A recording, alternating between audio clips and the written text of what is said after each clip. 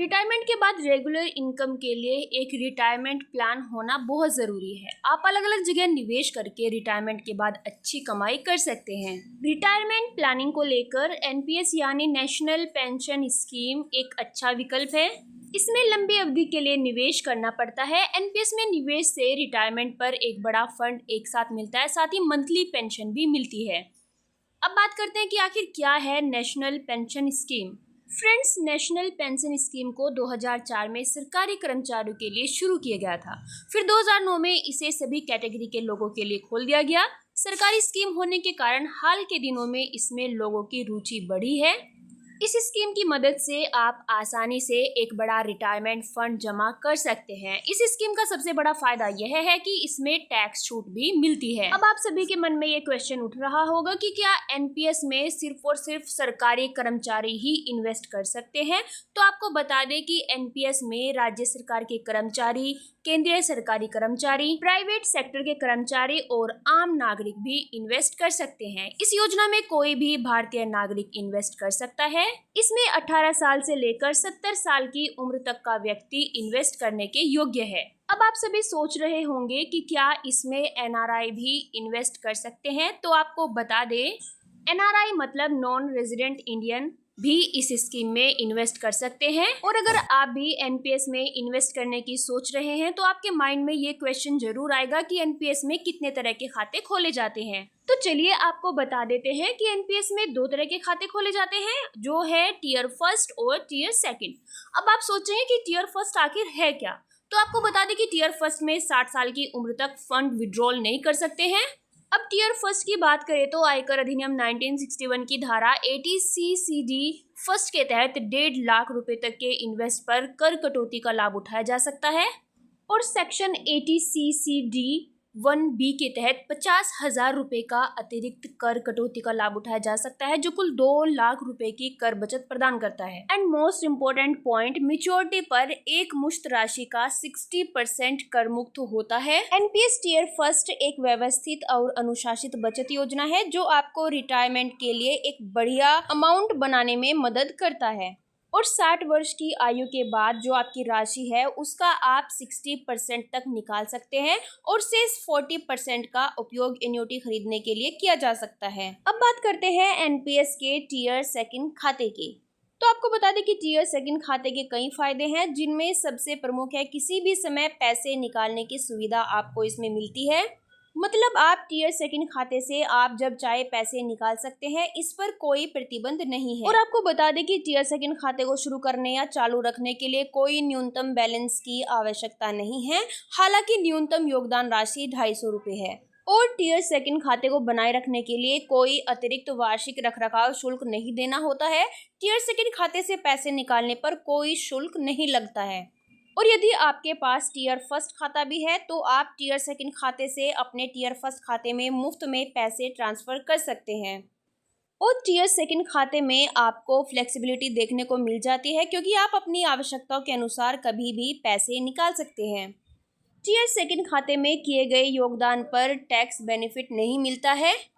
और tier second खाता केवल उन लोगों के लिए उपलब्ध है जिन्होंने पहले से ही टीयर फर्स्ट खाता खोला हुआ है। और जैसे कि हमने आपको पहले बताया कि टीयर फर्स्ट खाता रिटायरमेंट के लिए है, जबकि टीयर सेकंड खाता एक स्वैच्छिक खाता है जिसमें कोई लॉक इन अवधि नहीं है और किसी भी समय निकासी की जा सकती है। मतलब आप किसी भी समय इससे पैसा निकाल सकते हैं। टीयर फर्स्ट में न्यूनतम 1000 रुपये प्रतिवर्ष का योगदान आवश्यक है, जबकि टीयर सेकंड में कोई न्यूनतम योगदान नहीं है। कुल मिलाकर एनपीएस टीयर सेकंड अकाउंट एक बेस्ट ऑप्शन है यदि आप एक फ्लेक्सिबिलिटी वाला या फिर बिना किसी लॉक इन अवधि वाला खाता चाहते हैं, जिसमें आप अपनी आवश्यकताओं के अनुसार पैसे निकाल सकते हैं। आपको बता दें कि एनपीएस से फाइनल विड्रॉल करने पर 60% रकम पर टैक्स नहीं देना पड़ता है। और सरकारी कर्मचारियों के एनपीएस अकाउंट में योगदान की लिमिट 14% है। और एन्युटी की खरीद में इन्वेस्ट किए गए पैसों पर भी टैक्स छूट दी जाती है। तो चलिए अब बात करते हैं एम्प्लॉयर एनपीएस अकाउंट क्या होता है। तो फ्रेंड्स, आपको बता दें कि नेशनल पेंशन सिस्टम मतलब एनपीएस में एक अकाउंट खोला जाता है जिसमें व्यक्ति खुद या उसका एम्प्लॉयर नियमित रूप से योगदान कर सकता है। यह योगदान कर्मचारी की मूल सैलरी और डीए मतलब महंगाई भत्ते से किया जाता है। अब बात करते हैं कि ऑफिस के जरिए एनपीएस अकाउंट कैसे खुलवाया जा सकता है। तो फ्रेंड्स, आपको बता दें, अगर आपका ऑफिस एनपीएस की सुविधा देता है तो आपको अलग से एनपीएस खुलवाने की ज़रूरत नहीं होती है। इसके लिए सिर्फ आपको एम्प्लॉयर एनपीएस अकाउंट खोलने के लिए कुछ ज़रूरी स्टेप्स फॉलो करने होते हैं। देखिए, सबसे पहले अपने एचआर डिपार्टमेंट से संपर्क करें और बताएं कि आप एनपीएस में शामिल होना चाहते हैं। सरकारी कर्मचारियों के लिए यह आमतौर पर अनिवार्य होता है, जबकि प्राइवेट सेक्टर में कंपनी की पॉलिसी पर निर्भर करता है। एचआर से कॉमन सब्सक्राइबर रजिस्ट्रेशन फॉर्म मतलब CSRF ले और उसमें अपना नाम, पैन कार्ड, आधार कार्ड और बैंक डिटेल्स दर्ज करें। साथ में पासपोर्ट साइज फोटो और ज़रूरी डॉक्यूमेंट्स की कॉपी लगाएं।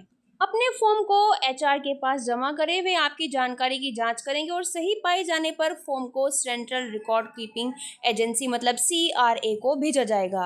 CRA आपके डॉक्यूमेंट्स के आधार पर एक यूनिक PRAN जारी करता है। PRAN मतलब परमानेंट रिटायरमेंट अकाउंट नंबर जारी करता है। यह नंबर आपके मोबाइल नंबर या ईमेल पर भेजा जाएगा। PRAN मिलने के बाद इसे अपने ऑफिस के अकाउंट या एचआर डिपार्टमेंट को दे, जिससे आपकी सैलरी से एनपीएस में योगदान शुरू हो सके। और उसके बाद हर महीने आपकी सैलरी से एक निश्चित रकम एनपीएस खाते में जाएगी और एम्प्लॉयर भी अपने हिस्से का योगदान करेगा। ऑफिस से सैलरी स्लिप की डिटेल्स हासिल करें। चेक करें कि एनपीएस योगदान की जानकारी सही ढंग से जुड़ी हो। इससे आपको टैक्स छूट का फायदा भी मिलेगा। PRAN की वेबसाइट पर या मोबाइल एप्लीकेशन पर जाकर अपने PRAN नंबर से लॉगिन करें और हर महीने का योगदान बैलेंस और स्टेटमेंट चेक करते रहें। अब बात करते हैं न्यू और ओल्ड टैक्स रिजीम में एनपीएस के क्या फायदे हैं। तो फ्रेंड्स, आपको बता दें कि एनपीएस में इन्वेस्ट करने पर पुराने और नए दोनों टैक्स रिजीम में अलग अलग टैक्स बेनिफिट मिलते हैं। सबसे पहले बात करते हैं ओल्ड टैक्स रिजीम की। अगर आप नौकरी करते हैं तो आपकी सैलरी के 10% तक की राशि पर छूट मिलती है और यह छूट ATC की कुल लिमिट 1.5 लाख में शामिल होती है। वहीं अगर आप सेल्फ एम्प्लॉयड हैं तो आपकी कुल कमाई के 20% तक की राशि पर टैक्स छूट मिलती है। सेक्शन 80C/CD 1B के तहत आप 50,000 की छूट अलग से भी ले सकते हैं, यानी कुल मिलाकर 2 लाख तक की टैक्स बचत हो सकती है। और सेक्शन 80C/CD 2 के तहत आपके ऑफिस की ओर से जो पैसा आपके एनपीएस में जमा किया जाता है उस पर भी टैक्स में छूट मिलती है। अब बात करते हैं न्यू टैक्स रिजीम की। तो फ्रेंड्स, इसमें केवल सेक्शन 80C/CD 2 के तहत यानी एम्प्लॉयर द्वारा किया गया योगदान ही टैक्स छूट के दायरे में आता है। अन्य किसी भी तरह की कटौती जैसे सेक्शन 80C/CD 1 या 80C/CD 1B new tax regime में मान्य नहीं है। अब बात करते हैं कॉर्पोरेट एनपीएस और पर्सनल एनपीएस में क्या अंतर है। तो फ्रेंड्स, पर्सनल और कॉर्पोरेट एनपीएस में कई अंतर होते हैं। पर्सनल एनपीएस कोई भी पात्र भारतीय खुद खोल सकता है, जबकि एम्प्लॉयर कंट्रीब्यूशन कॉर्पोरेट एनपीएस कंपनियों में कर्मचारियों को दिया जाता है। अब बात करते हैं इंडिविजुअल एनपीएस की। इसमें सारा पैसा आप खुद जमा करते हैं। आप इसमें जितना चाहे उतना पैसा जमा कर सकते हैं। हालांकि अगर टैक्स में छूट लेना चाहते हैं तो सालाना 2 लाख तक जमा करना फायदेमंद रहता है। कॉर्पोरेट एनपीएस में आपका एम्प्लॉयर भी योगदान करता है। आपकी सैलरी स्ट्रक्चर के अनुसार एम्प्लॉयर आपकी बेसिक सैलरी प्लस डीए मतलब महंगाई भत्ते का 10% तक योगदान कर सकता है। इसके अलावा आप भी अपनी ओर से योगदान कर सकते हैं। इंडिविजुअल एनपीएस आप तय करते हैं कि कितना और कब योगदान करना है, जबकि कॉर्पोरेट एनपीएस आमतौर पर आपका योगदान अपने आप करता है। इसमें उतनी फ्लेक्सिबिलिटी नहीं मिलती क्योंकि कटौती ऑटोमेटिक होती है।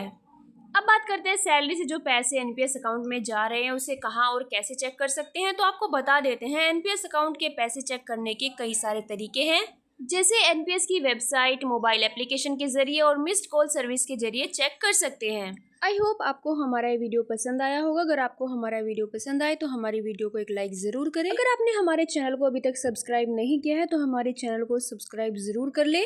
तो फिर मिलते हैं हम हमारी नेक्स्ट वीडियो में नए टॉपिक के साथ।